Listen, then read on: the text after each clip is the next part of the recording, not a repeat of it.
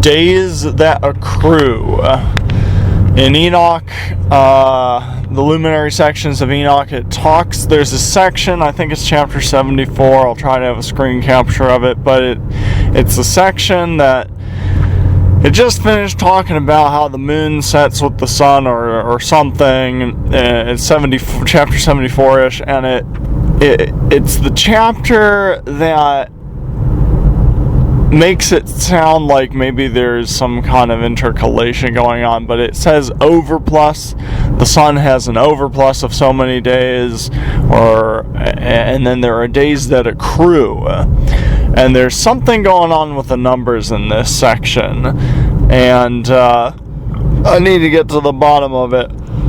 But, excuse me, with my new understanding of the simplicity of this potential 365.24 simply being the north-south movement of the sun and the time it takes for the north-south cycle to complete itself, all of a sudden this days that accrue seems to make more sense than it ever has before, because literally when you've got a north-south cycle of the sun that is not evenly divisible by the east-west, and that's why you end up with like 0.25 every year, like there are literally days accruing, as Enoch seems to say, and there's an overplus of days because the cycles, the north-south cycle and the east-west cycle durations aren't evenly divisible.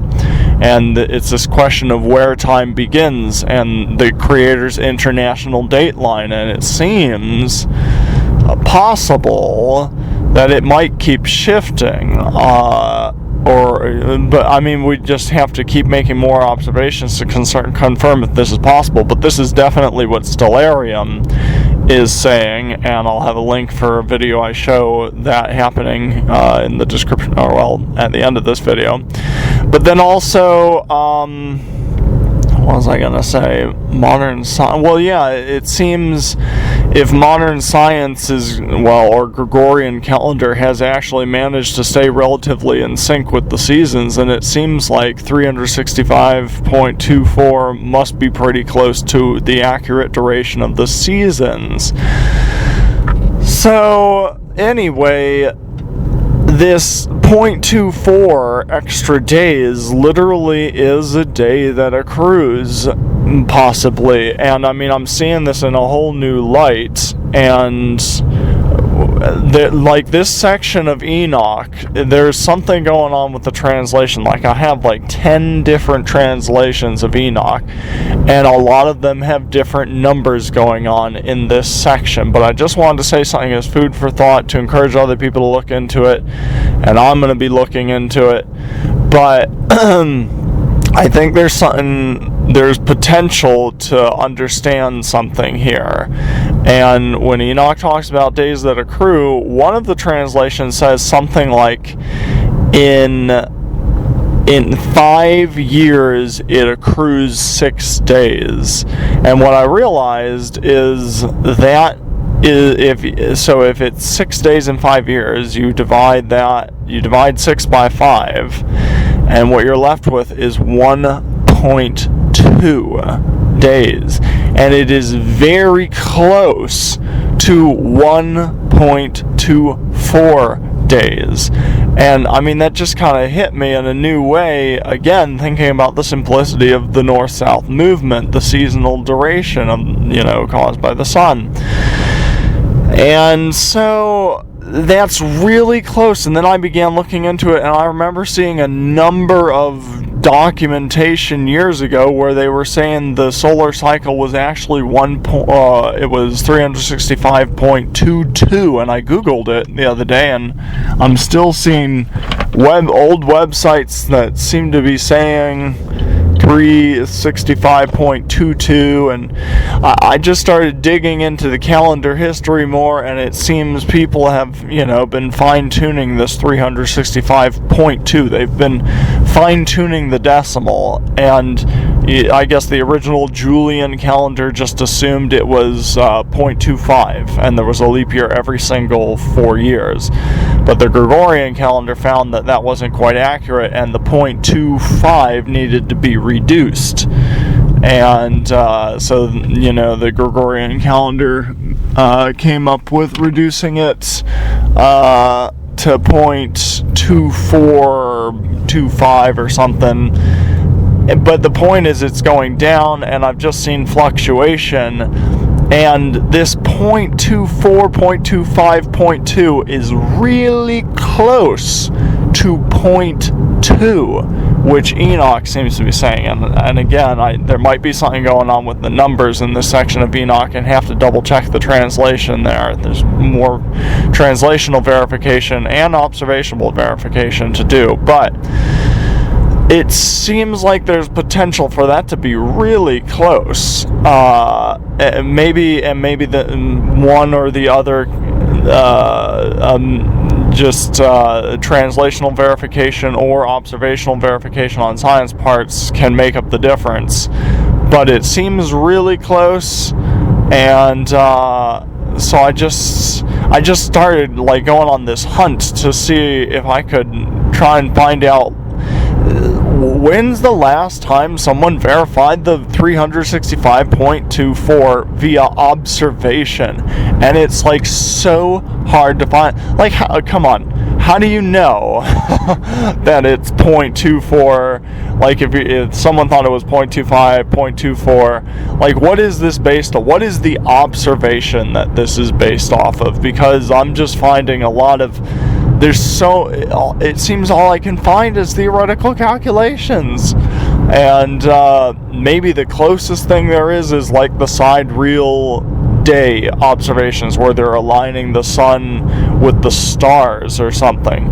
But I don't think that's the way we should be doing it, and maybe that in and of itself could potentially make up the difference between this missing 0.2, the 0.2 versus 0.24. And by the way, even if it was that much of a difference, I think I calculated it, and we'd be talking about, I think it was I forget what it was, 1 hour every year difference. So in 24 years, that'd be 1 day or something. It was actually, I think it was even more extreme than that. I forget what, oh man, I'm gonna have to maybe crunch the numbers, but it'd be a very gradual, very slight difference. So I wonder if there's, potential that it's just being missed, or, but I was saying something else there. Can't remember. Right, the sidereal day thing. So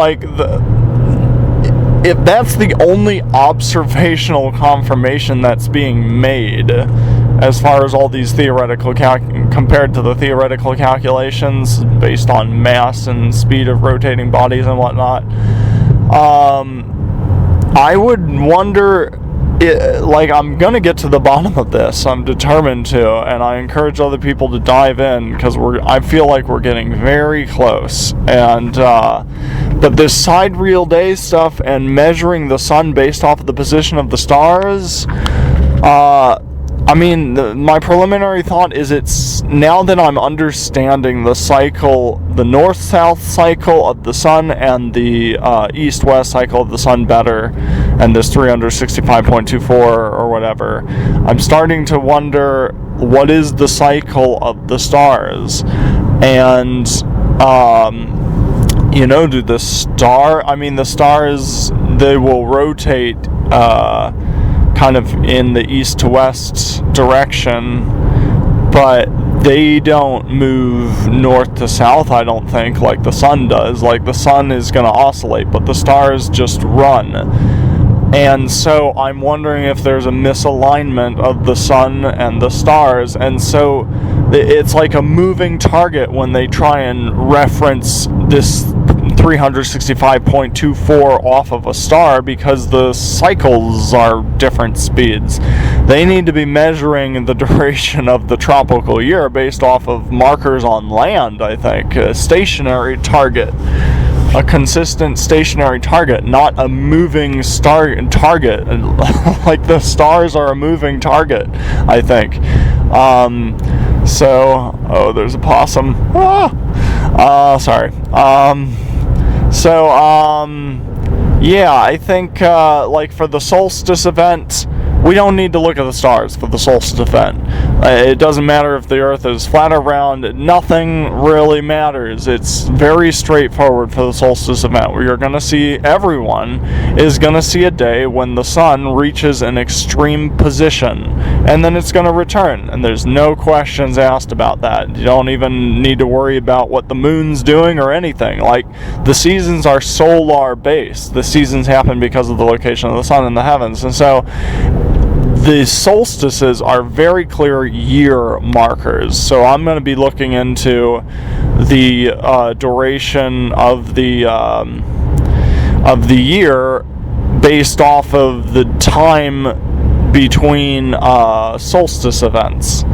But as far as the equinox event goes, that everyone's so focused on, and modern science is focused on, I wonder how they are confirming the.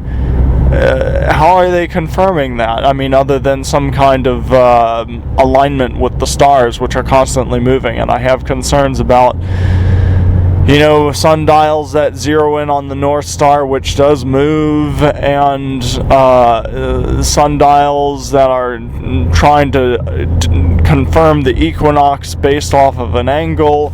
Because how do we know what the angle is? I mean, it seems the only way we would know the proper angle would be to see when the solstice events are, and then the day directly between those solstice events. That would be the day if the seasons are equal. And that's another thing. I just recently found out that Google and modern science seem to be saying the seasons aren't equal. I'll have another video talking about that. But